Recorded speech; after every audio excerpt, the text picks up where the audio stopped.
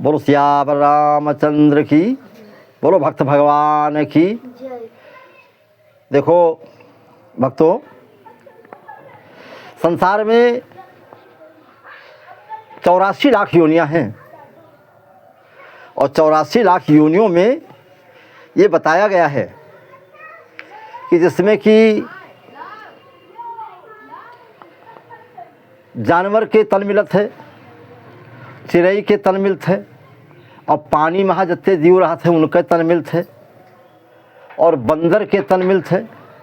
इतना से 84 लाख योनि में जन्म लिए पर थे। और 84 लाख योनि जब पूर्ण हो जाते हैं इसके बाद में यहाँ तब मनुष्य के शरीर मिलते हैं। और जब मनुष्य के शरीर पाया हो तो तुमका धन मिलत है, विद्या मिलत है, परिवार मिलत है और सत्संग मिलत है।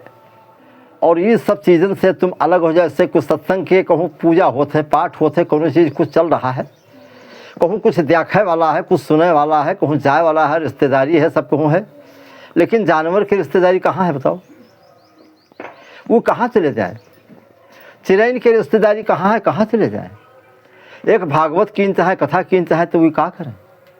कोई कहाँ एक खुराक भोजन खवावा पिया दान कीन चाहे तो का कह सकते? जानवर जो है परबस है, पक्षी स्वतंत्र है, लेकिन उनके थे कोई साधन नहीं, तो वो का कह सकते हैं? जलचर जीव पानी में जो रहे वाले, वो जलचर जीव जो कहे जाते हैं जी पानी में रहते हैं, लेकिन उन्हों का कह सकते हैं? वो दूसरे के भोजन बन जाते हैं, असरा है जबरदस्ती, और वो कुछ कह नहीं सकते। सुंदर शरीर अगर प्राप्त हुआ है तो मनुष्य को मिला है। सुंदर भगवान की रचना यह है कि मूड़े के बार बड़े बड़े होते, और देही महा वह मेरे के बड़े बड़े बार हो जाए तो कौन पाला? भालू हो जाए तो भालू नहीं बनते, भगवान बनई कहाँ बनई बनाओ थे, भालू नहीं बनाओ थे। अच्छा, उनके है कि विधान है कि जो कुछ करत हैं तो उन सोच समझ कहाँ, उनके यहाँ कोनो बदले वाली चीज़ नहीं। अच्छा, अब कोई कह रहे मनुष्य जत्ते बनाइन उनके सबके 2 हाथ हैं, कोई के 3 हाथ नहीं, 2 पाँव हैं, 2 आँखी हैं। ये मेरे कि आप किसी कारण बस एक आँख कोई फूट जाए तो मैं कौन पाए, कोई अपने करने से है। लेकिन कहने का मतलब हमारे यह है कि मनुष्य के समान कोई शरीर दूसरा नहीं है, और उस शरीर को प्राप्त करने के लिए बहुत तपस्या करे पड़ते। और भैया बहुत जन्म के पुण्य से ब्राह्मण घर जन्मा। सबसे पहली बात यह है कि भारत जैसे धार्मिक देश में है और ब्राह्मण के घर जन्म लेना ये बड़े पुण्य की बात है, छोटी पुण्य नहीं है।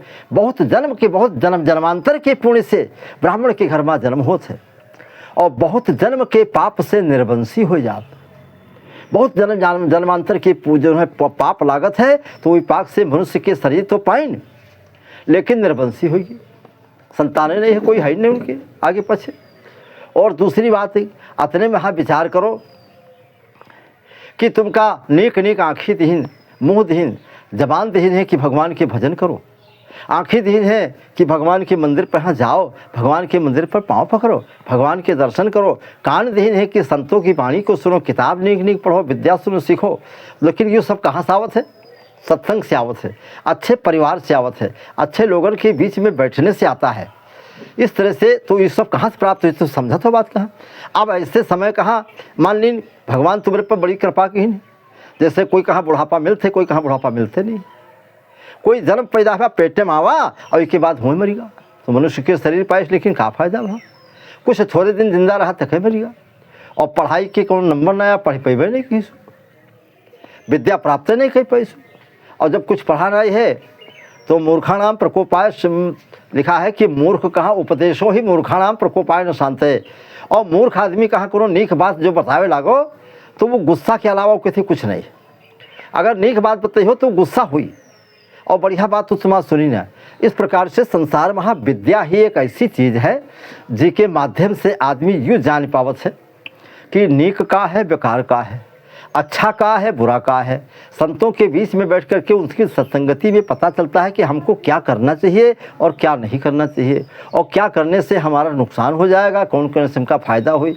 और मनुष्य के शरीर मिला है कि ऐसे कुछ कर्म करो कि जिससे कि शरीर कहाँ प्राप्त करके और जवानी बुढ़ापा सब प्राप्त करके और भगवान के भजन करते करते और आखिरी महा राम राम कहते हुए आपके जीवन ये जीव छूट जाए और संसार महा। अच्छा, और लड़का जब पैदा होते, कबीर दास जी कहा था लड़का जब पैदा होता है कि तो आदमी लड़का रोआवत है। कबीरा जब पैदा हुआ तो जगह से तू रोए, और उनके घर में तुरंत बाजे शुरू होगा, कहूँ तावा कहूँ कन्हैया कुछ बाजे, लड़का आवा लड़का बहुत खुश हुई है। कबीरा जब तू पैदा हुआ तो जगह से सब खुशी हैं, तू रोए, जो पैदा भाव तो रुआवत है। ऐसे होते नहीं होते, रोए लेकिन ऐसी करनी कर चलो, ऐसे काम कर संसार में चलो कि तुम हंसो जग रोए। जब तुम चले जाओ संसार से तो लोग तुम्हारी बड़ाई कर, तुमका प्रसन्नता तो उनका सबका होए, और जो है तुम हंसो जग रोए, तुम्हारी का थी संसार रोवे लेकिन तुम हंसत जाओ, क्योंकि अच्छी करने के हो तो अच्छा फल पी हो।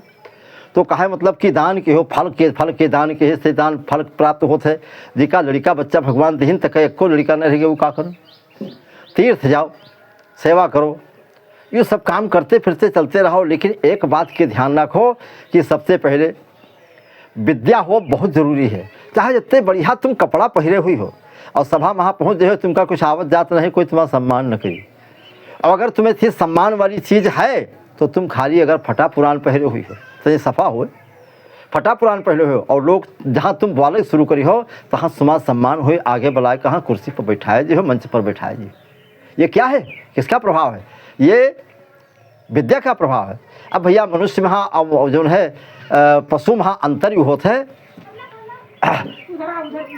हाँ, पशु के अगर मिल जाते है, जन्म मिल जाते है तो कहते हैं पशु बढ़िया होता है।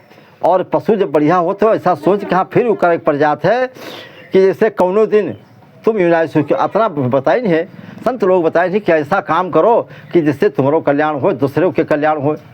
अच्छा, आज तक के जानवर मनुष्य कहे कि हमारे में बड़ा गुण है, तो कहन का गुण है, तो कहें हम हंस जानी थे, जानवर हंस नहीं पाओ थे, जानवर हंसत है कहूँ नहीं हंस पाओ थे।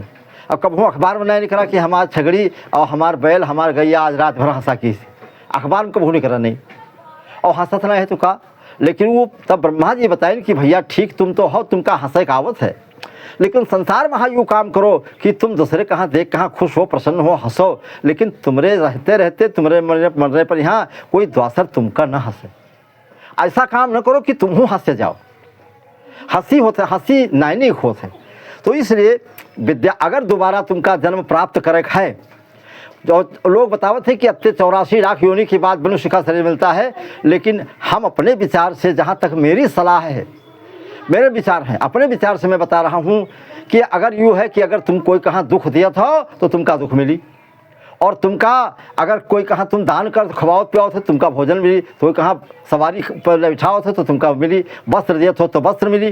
तो अगर यूँ ज़रूरी है कि जो तुम कहे हो उसका फल तुमका मिले है, तो भैया तुम विद्या के दान करो, कलम के दान करो, इंक के दान करो, और किताब के दान करो, कापी के दान करो। दूसरे कहें लड़का कहाँ अपने लड़का कहाँ जी पढ़ाई पाओ तो दूसरे कहाँ पढ़ाओ, पैसा है तो पैसा इतना खर्च करो। अगर तुम विद्या के दान दिए है तो दूसरे जन्म में जो विद्या दान की हो है इस समय में, तो दूसरे जन्म में तुमका विद्या के दान मिले है। और विद्या के दान जो तुम दूसरे जन्म पही हो तो का भ्याड़ा कुकुर छगड़ी बन के थोड़ो पही हो। विद्या के दान तो दोबारा मनुष्य के शरीर में प्राप्त हो सकते है। अगर तुमने विद्या का दान दिया है तो हमारी समझ में ज़रूरी है कि आपको दोबारा मनुष्य का शरीर जरूर मिलेगा, और मनुष्य के शरीर पाए कहाँ तक शुभ कर्म कह के तक परम गति कहाँ प्राप्त न कर पे हो तो दोबारा तुमका मौका न मिली।